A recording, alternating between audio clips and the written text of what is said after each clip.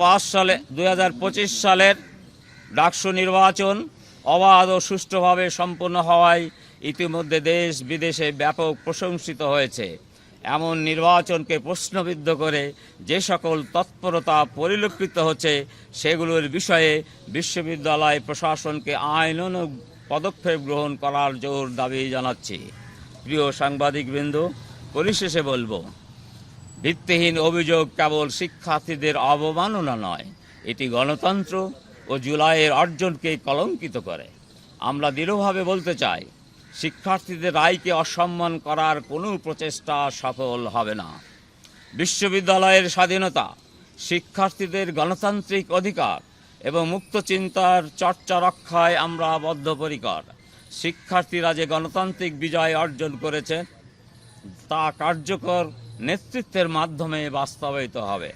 বিশ্ববিদ্যালয়কে স্বচ্ছ, দায়িত্বশীল ও গণতান্ত্রিক শিক্ষার কেন্দ্র হিসাবে সকলের প্রচেষ্টা পুনঃপ্রতিষ্ঠা করতে হবে। সবাইকে দায়িত্বশীল আচরণ করার আহ্বান জানাই। এতক্ষণ ধৈর্য ধারণ করে আমার বক্তব্য শোনার জন্য ধন্যবাদ জানিয়ে আজকের এই সংবাদ সম্মেলনের বক্তব্য আমি এখানে শেষ করছি। সবাই ভালো থাকবেন। এটা কার্যকরী করে রাখার জন্য আমরা লিখিতভাবে বিশ্ববিদ্যালয় প্রশাসন এবং নির্বাচন কমিশনারকে আমি দিয়েছি।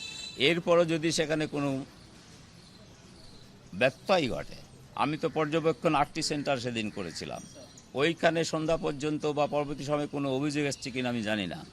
এরপরও যদি কোনো অভিযোগ থাকে, সেই সিসি ক্যামেরা তো সংরক্ষিত রাখা, ব্যালট পেপার 3 মাসের জন্য সংরক্ষিত রাখা, এই সমস্ত দাবি 9টি দাবি আমি দিয়েছিলাম। সেগুলো বিশ্ববিদ্যালয় কর্তৃপক্ষ বাইরে নির্বাচন কমিশনার যে নির্বাচন পরিচালনা করেন, ওনাদের দায়িত্ব এটি। ওনারা এই দায়িত্বটি ঠিকভাবে পালন করেছেন কিনা, এখানে কোনো গাফলতি হয়েছে কিনা, এটি নির্বাচন কমিশনার খতিয়ে দেখবে। এটি নির্বাচন কমিশনারের দায়িত্ব। এই প্রসঙ্গে আরেকটি আমি কথা বলতে চাই। 2018 যে ইলেকশন হয়েছিল, সেখানে আমরা দেখেছিলাম বিশ্ববিদ্যালয়ের প্রশাসন, ভাইস চ্যান্সেলর বা প্রো ভাইস চ্যান্সেলররা নির্বাচন ফল ঘোষণা করে। এইবার আমরা বলেছিলাম যে নির্বাচন কমিশনের প্রধান সহ 10 জন সদস্য আছে। 8 জন কেন্দ্রে 8 জন দায়িত্ব পালন করেছেন রিটার্নিং অফিসার হিসাবে, 2 জন কেন্দ্রে ছিলেন নির্বাচন কমিশনার প্রধান সহ। এর বাইরে নির্বাচনকে সুষ্ঠুভাবে হওয়ার জন্য বিশ্ববিদ্যালয়ের প্রশাসন, ভাইস চ্যান্সেলর, 2 জন pro vice chancellor, treasurer, proctor, ওনারা হচ্ছে সহায়ক। মূল দায়িত্ব হচ্ছে নির্বাচন কমিশনারের।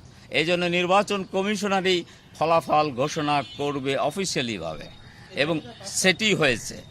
এর মধ্যে আপনার যে অভিযোগ, যেটি সিসি ক্যামেরা সম্পর্কে, এখানে যদি কোনো ব্যত্যয় হয়ে থাকে, এটি নির্বাচন কমিশনের অবশ্যই এটা জবাব। এই ইউটিএল থেকে আমি 8টা কেন্দ্র পরিদর্শন করে দুপুর 1টায় বা 1:07 আমি একটা পর্যবেক্ষণ রিপোর্ট দিয়েছিলাম 9 তারিখে।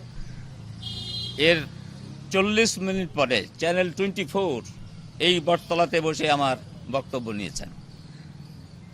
বিকাল 4টায় যমুনা টেলিভিশন আমার বক্তব্য নিয়েছেন।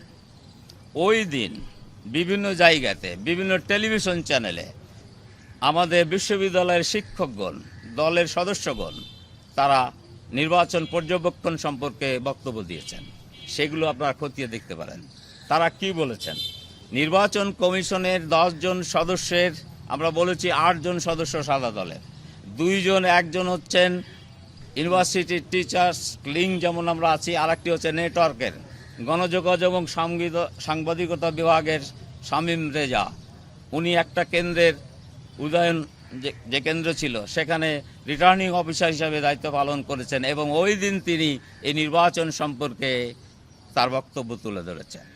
নির্বাচনের ফলাফল 9 তারিখ শেষ হওয়ার পরে 10 তারিখ 8:13 সিনেট ভবনে নির্বাচন কমিশনের প্রধান সহ তার ডানে বামে যারা ছিলেন, তারা সবাই এই নির্বাচন ঘোষণার শেষ পর্যন্ত ছিলেন। এর পরবর্তীতে এই যে আমরা বলছি 2 জন অন্য একটি দলের, 8 জন সাদা দলের, 2 জন পিঙ্ক বা হলুদ দলের, তারা কি মন্তব্য করেছেন, এইগুলো যদি আপনারা খতিয়ে দেখেন, তাহলে সামগ্রিক ফলাফল সম্পর্কে যে সমস্ত বক্তব্য দেশে বিদেশে উঠছে অথবা প্রশ্ন তোলার চেষ্টা করা হচ্ছে, তাদের এই বক্তব্যগুলোর বাইরে আপনারা অনুসন্ধান করেন, কোনো অসুবিধা নেই। এর জবাব নির্বাচন কমিশনার দিবে। বিশ্ববিদ্যালয় প্রশাসন তো আর একটা সাপোর্টিং এই নির্বাচনে। নির্বাচন কমিশনের 10 জনের যে কেন্দ্রীয় বডি, তাদের বক্তব্যই হচ্ছে এখানে অফিসিয়াল বক্তব্য, এবং ওনাদের বক্তব্যের মাধ্যমে প্রমাণ হবে কোনটি সঠিক কোনটি বেঠিক। কোনো জায়গাতে যদি তদন্ত করার প্রয়োজন হয় নির্বাচন কমিশনের করবে, বিশ্ববিদ্যালয় প্রশাসন সহযোগিতা করবে।